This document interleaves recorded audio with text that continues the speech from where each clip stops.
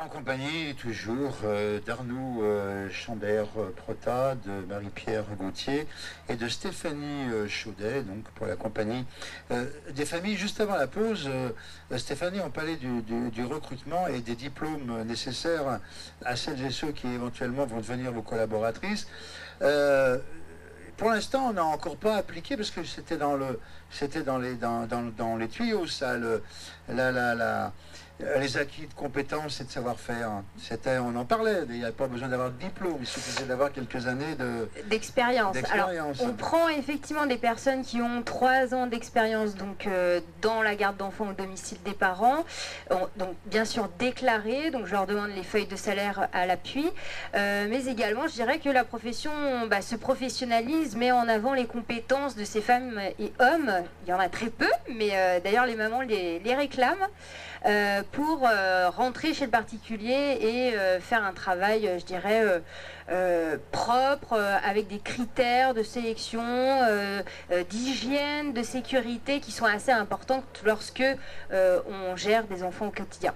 Les acquis de compétences sont reconnus par je sais pas moi, peut-être pas par un diplôme, mais par un audit, par un passage devant des... Il y a une VAE, effectivement, elles peuvent présenter leur VAE et il y a donc à la fois écrit et oral des audiences qui sont faites pour reconnaître le travail qu'elles exécutent. Donc oui, effectivement, il y a vraiment cette volonté de reconnaître les acquis des personnes. Pour avoir cette VAE, il faut faire comment ? Alors là, vous rentrez dans le détail, j'avoue... Ceux qui nous écoutent, peut-être que ça les intéresse. Je sais qu'il faut bien sûr s'adresser à des centres, donc je sais que le Greta le fait, il y a l'école Rockefeller également qui le fait, parce que bon, je sais que j'ai des intervenantes qui sont diplômées. Je pense qu'il y a tout un tas de centres de la sorte qui savent estampiller et valider ce genre d'expérience. Alors j'ai vu également que vous soulagez les familles, parce que bon, ceux qui vous emploient sont des employeurs, les familles sont des employeurs. Donc Pas toujours. Pas toujours, on a donc les deux modèles. Donc soit c'est les parents qui sont effectivement l'employeur et dans ce cas-là la personne rentre sous la convention du particulier employeur, ou bien la famille pour X raisons veut être soulagée, je dirais, des formalités administratives, et dans ce cas-là les personnes sont impactées sur ma masse salariale, sont mes propres salariés. Bénéficient des mêmes avantages les uns et les autres ? Oui, les mêmes avantages des uns et des autres, tout à fait. Après c'est un calcul en termes d'heures. De toute manière, moi je travaille vraiment en transparence avec les parents. Lorsque j'ai un appel pour une simulation, je leur présente à la fois la simulation en mode mandataire ou bien le mode prestataire. Et qu'est-ce que c'est cette formation continue? C'est pour les parents qui font pas correctement leur métier de parent? Non, non, pas du tout. En fait, on a effectivement des forfaits avec des services à la clé, et dans un des forfaits, on a... on apprend aux enfants à comment Non, c'est la formation... Les parents le soir... Après... Oh, ça, je pense qu'ils n'ont pas besoin de formation, hein. Ça c'est inné chez certains, à mon avis. Mais c'est vraiment mettre en avant la formation de nos intervenantes. Ça les valorise, elles, et les parents sont sécurisés du fait d'avoir une intervenante qui a des acquis. Voilà. Donc si je comprends bien, vous avez une petite nouvelle qui vient aider celle qui est en place.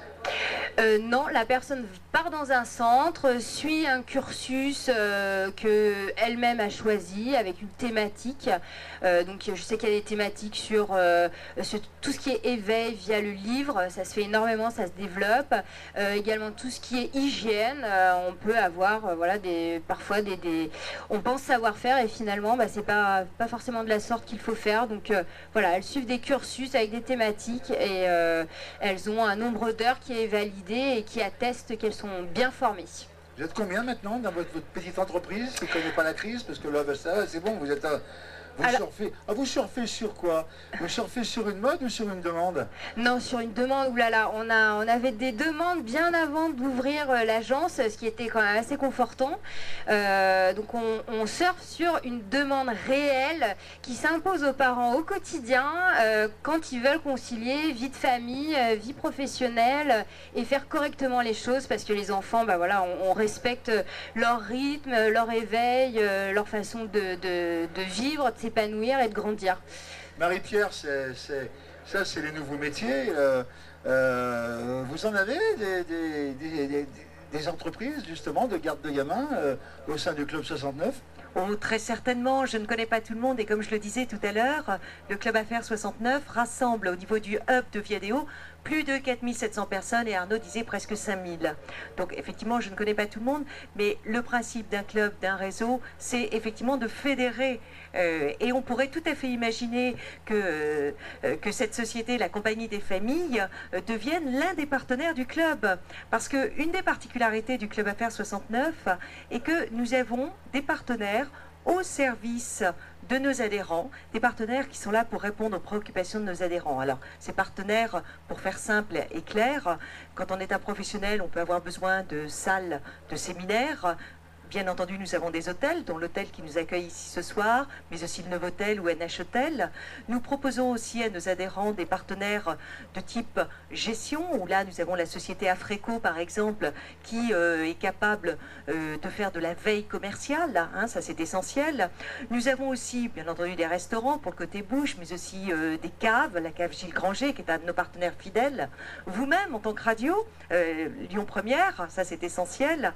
Et puis beaucoup d'autres sociétés qui sont vraiment là pour aider nos adhérents au quotidien, soit dans la gestion de leur entreprise, soit dans leur gestion personnelle. Et c'est à ce titre-là, comme je disais, qu'on pourrait tout à fait imaginer d'accueillir la Compagnie des Familles comme partenaire.